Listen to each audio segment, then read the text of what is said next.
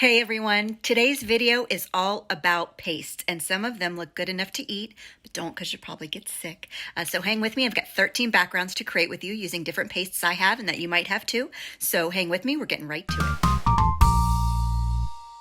There are lots of different pastes on the market. I'm going to be using the Glacier paste from Nuvo and also some white embossing paste and some Crackle embossing paste, but there's a bunch of different kinds. There's translucent embossing paste, pearlescent embossing paste, all different, black, white, all from different companies. So I just wanted to kind of show you my stash of pastes that I have before we get started. So I'm going to be doing basically a DIY stencil with this cover plate die here. I just ran it through my die cutting machine with some heavy cardstock, 110 pound, to create my own little stencil. And then I'm going to go in with two different colors of these Glacier pastes. These are gorgeous colors.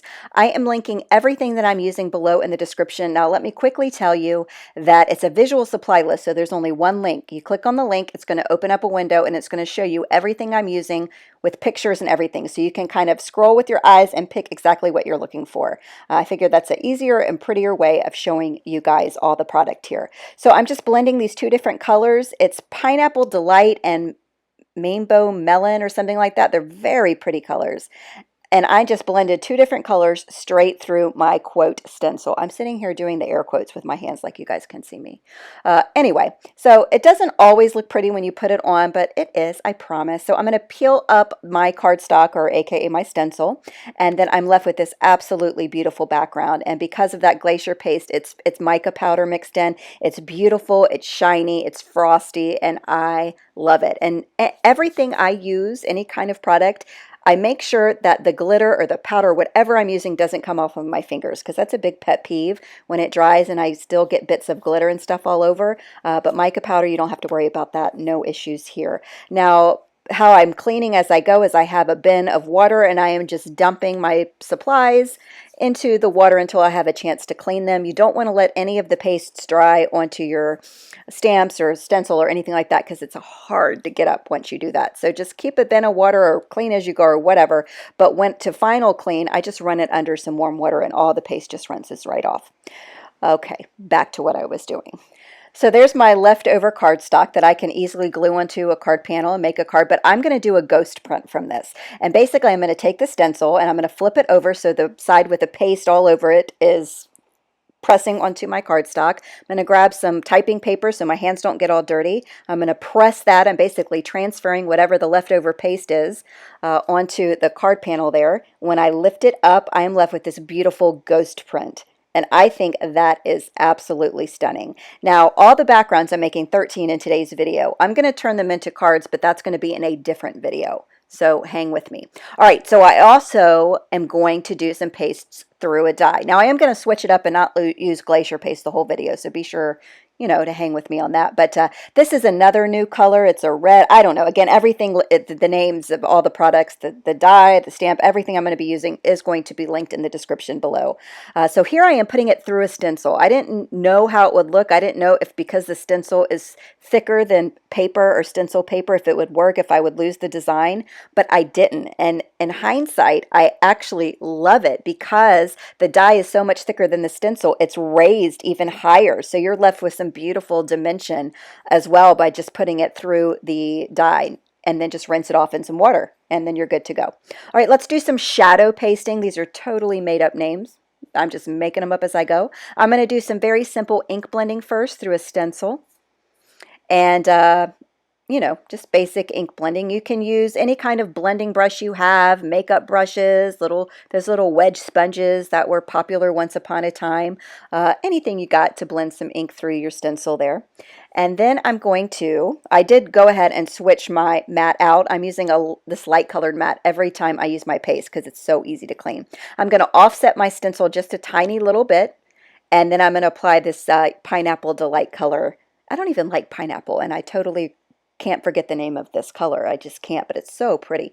Anyway, moving on. Oh, and I'm digging these Nuvo spatulas. I like that they're bendable. They're like silicone, so they bend, and I really can get in all the nooks and crannies. I totally dropped my panel there, by the way. Look at that. Ugh, but it still turned out beautiful. This is one of my favorites. And you can pick whatever colors. You can do very contrasting colors, or you can do similar colors for a subtle look, whatever you want to do. Now I'm going to do some ghost paste stamping. This kind of did not turn out how I envisioned, but I'm keeping it in the video because now I know what I can do differently going forward. So my goal here was to apply a very thick color of paste through a stencil. It's almost like the kissing technique with stamps, but I'm doing it with the paste. So it's super thick. It doesn't look pretty. It looks like a bunch of slime all over my cardstock. But I'm going to take a stamp here. It's a beautiful detailed stamp. Fresh squeeze background stamp from Catherine Pooler. I'm going to press it down really hard because I really want that paste to pick up on my stamp. And two things could have happened. If this had turned out the way I wanted, I would have picked up all that background on that pasted area. Some of it picked up, some of it didn't. It's not my favorite. I'll probably cut this up and use it in another way, but I'll end up doing it again in the video. But all the paste that transferred onto my stamp, I wanted to get my ghost print off of. So I'm going to take it, press it onto some cardstock, and look at that. I would not have gotten that look if I had applied the paste straight to the stamp. But this worked out perfectly, and I adore this background. Now we're going to do some tinted Crackle paste. And this Crackle paste is old, but I wanted to see if it would work. It's usually a lot creamier, but this is old, so whatever. I'm still rolling with it. It still worked, but whatever. So I'm adding a couple of drops of ink refill in there. This is where I really had to work it because it kind of was dry, but I got it to work. So I'm going to just continue to add. You can mix up your colors if you want to and create your own custom colors. You can also tint it with some ink pad if you want to, which I'll do in just a second. And then I'm going to go ahead and apply that right through my stencil. So again, tint it whatever you want. It doesn't matter, and use whatever you have, whether it's a refill, whether it's watercolors, just no permanent kind of ink.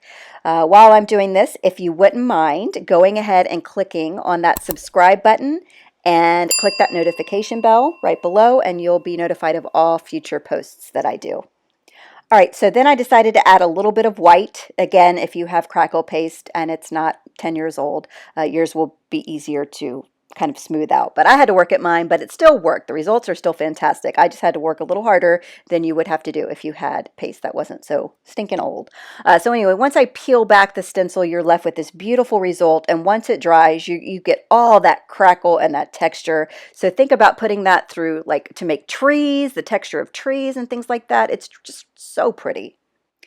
Here's another way you can tint your embossing paste. First, I'm going to go in with the ink refill, which you've already seen me do. This is regular white embossing paste, so there's no texture. Again, there's other things like pearlescent, so you're going to have that little shiny look. There's translucent, so it'll just be like a raised effect, but it's going to be translucent, so whatever color cardstock you use is what you're going to see through the paste. But this is regular white. I tinted it with an ink refill. And I'm going to have this leftover paste here. So you'll see what I do in just a second. So I'll pick up that stencil there, and then I'm left with that. So simple tinting and white embossing paste, and you can get a look like this. And it's so pretty, and you can make your own custom colors. While I'm there, I'm going to very quickly grab a ghost print because I'm not going to waste all of that paste that's on top of my stencil. So I'm just flipping the stencil over like I did before. This is, I don't know, straight out of the garbage can to use it. It just protects my hands from getting all gross. And then I'm left with this like grungy, artistic look, but it's got a little bit of texture, and there's like all these ghosted areas. It's really pretty. So I still have all this paste that's left on my block, so I'm going to use that up.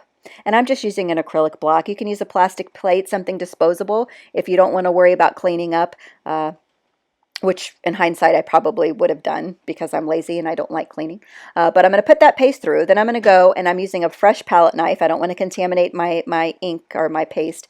And then I'm going to pick up some more of that paste, and then I'm going to go ahead and tint it with ink pad. Most of you have an ink pad. You might not have refills. So I wanted to show you that this was possible to do it this way. Just make sure you're working on a clean area. So I cleaned off part of my acrylic block, pressed on some ink. That's all that jazz from Catherine Pooler, and then I'm just mixing up the paste just like that. It's a lighter color. I could have gone in, added more ink to a cleaner area, and continued to mix to get a darker color if I wanted to. But it's really fun to find out, to create your own custom colors and depth, if you will. So I am spreading the bejeebies out of this. Like I am putting a thick layer of paste on this. And once I'm done with that, I'm going to take my stamp, and here I am. I'm going to do my stamping again. And this turns out very well, unlike the green one. So this is what I'm going to do. Once I stamp it, it looks like I missed a little area there. I'm going to pick that up, and then you will see the design. You'll see some of that come right through, and that is so pretty. So you can use a pattern stamp or whatever you want to really pick up that image from your stamp and stamp it with some paste. Now you can put paste onto a background and not do a stencil at all, and you'll get a very detailed look, but there's something about the stencil and the kissing technique, if you will, and marrying those two together, and it really comes up with a pretty, pretty, pretty look. All right, just a couple more to go. This is Glass Bead Glitter Gel, and this is from Faber-Castell. And you just smear this through some dark cardstock, and it's like magic. Like when you put it on, you can actually see all the holographic. It changes colors as you turn it. And so I'm just putting it on dark cardstock. I feel like it shows the best. You don't need a super thick layer. You can tint it if you want to, but gosh, I don't know if you need it. But every time you turn it, it's a totally different color. It's like magic, and it's super cool, and it's like textury, but of course none of it comes off on your hands. So this is Embellishment Mousse meets Refill Blending. I don't know what kind of title that is, but that's what I did. So this is some embellishment mousse. I've never opened it, so I'm grabbing my X-Acto knife, being careful not to slice up my fingers. And this is just, I don't even know what color this is. Again, it'll be linked in the supply list for you, but it reminds me of coffee, and it makes me very thirsty.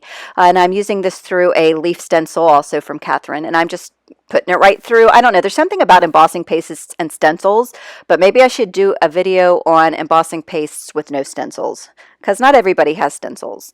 And, you know, I'm acknowledging that now as we're 11 and a half minutes into the video, but okay, moving on. So then I decided to grab ink refill. This is sangria. It's like a wine color, and I just putting little drops. I think I do 3 drops total, and I'm blending it through. It's not an even blend. It's a messy blend, but because of all the detail on the stencil, it's going to be very pretty. Right now it's ugly, but you have to think when you peel it up, that's where the magic is unveiled. So once I get it nice and smooth, I'm going to peel up that mask. And this is probably one of my favorite backgrounds I created.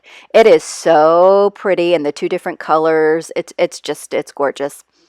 What can I say? It's gorgeous. All right, we're on to our very last one, which is monochromatic. It's absolutely how it sounds. It's super easy. You don't have to be all wild and crazy. You don't have to tint if you don't want to. You don't have to have colored cardstock.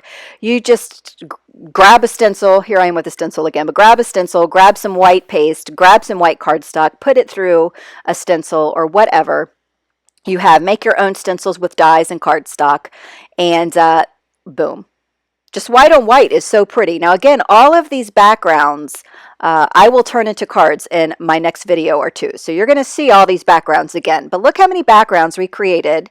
This real time was probably 25 to 30 minutes to create all these backgrounds. But seriously, paste, people. So I have a video right below. Give it a click, and it's going to show you 5 ways to use black cardstock. You can also incorporate these ideas with other dark colored cardstock that you have. So be sure to check that out, subscribe, click the bell, do all that good stuff, and I will see you again next time. Bye.